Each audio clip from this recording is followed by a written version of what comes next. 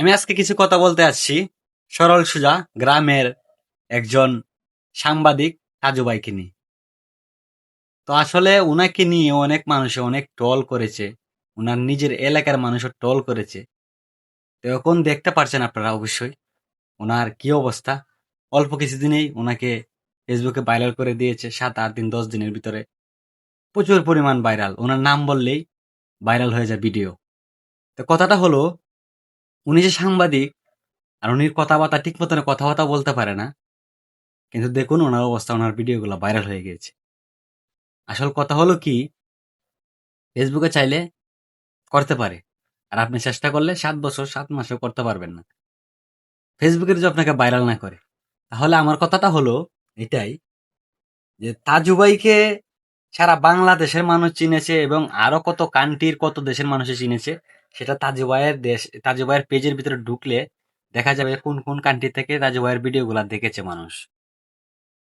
তো তাজু ভাই যে এত পরিচিত লাভ করেছে মানুষের কাছে, প্রথম প্রথম তাজু ভাইকে নিয়ে মজা করেছে। এখন দেখছি তাজু ভাইয়ের সামনে গিয়ে হলুদ সাংবাদিকরা, টেলিভিশনের সাংবাদিকরা গিয়ে প্রশ্ন করতেছে। যারা প্রকৃত অরিজিনালি সাংবাদিক, যাদেরকে হলুদ সাংবাদিক বলা হয়, তারা গিয়ে তাজু ভাইকে এরকম এরকম কিছু প্রশ্ন করে। আসলে উনি সরল সোজা মানুষ, একটা থেকে আরেকটা কি বলবে মানে উনি বলতে গেলে মুখে বেজে যায়।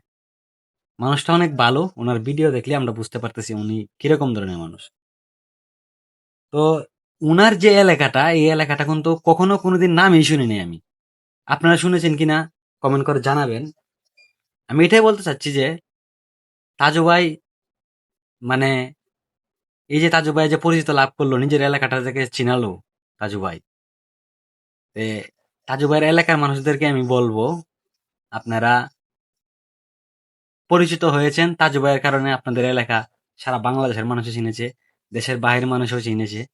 তাজু ভাইয়ের পাশে আপনারা দাঁড়াবেন। তাজু ভাই সরল সোজা মানুষ, ওনাকে সবসময় ভালোবাসা দিবেন আপনারা। আর ওনার জন্য সবাই দোয়া করবেন।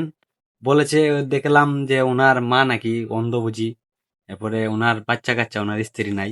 তারপরে ভিডিওতে দেখেছি ওনার ঘর বাড়ির অবস্থাও বেশি ভালো না। তো সবাই ওনার পাশে থাকবেন, এটাই আমার কথা। আর তাজু ভাই অনেক ভালো মানুষ, এটাই। সবাই ভালো থাকবেন। আসসালামু আলাইকুম।